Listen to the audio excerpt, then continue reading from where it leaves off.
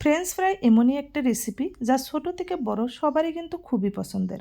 তো আজকে বানাবো আমি ফ্রেঞ্চ ফ্রাই রেসিপি। প্রথমে আমি 4টা আলু খুব ভালো করে কেটে ছিলে নিছি। এবার চাকুর সাহায্যে এভাবে আমি লম্বা লম্বা করে কেটে নিছি।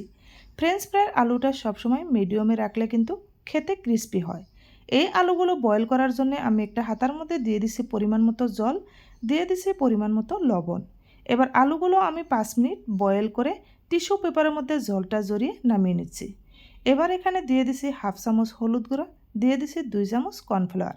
হাতের সাহায্যে খুব ভালো করে মিক্স করে আমি ফ্রোজেন করে রেখে দিব 10 মিনিট। 10 মিনিট পর আমি নামিয়ে নিচ্ছি। এবার একটা কড়াই গরম করে নিচ্ছি। কড়াইয়ের মধ্যে দিয়ে দিছি পরিমাণ মতো সর্ষের তেল। এবার দিয়ে দিছি ফ্রোজেন করে রাখা আলুগুলো।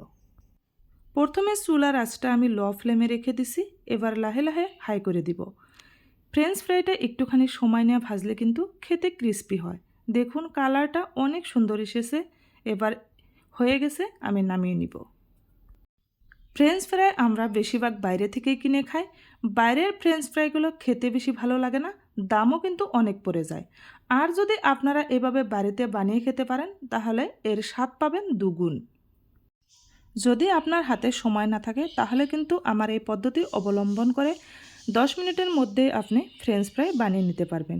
খুব কম সময়ের মধ্যে চটজলদি সহজ একটি রেসিপি আমি আজকে শেয়ার করছি। যদি আমার ভিডিওটি ভালো লেগে থাকে অবশ্যই লাইক কমেন্ট শেয়ার করে একটি ফলো দিয়ে পাশে থাকবেন। সবগুলো ফ্রেঞ্চ ফ্রাই আমার বানানো হয়ে গেছে, এবার নামিয়ে নিছি।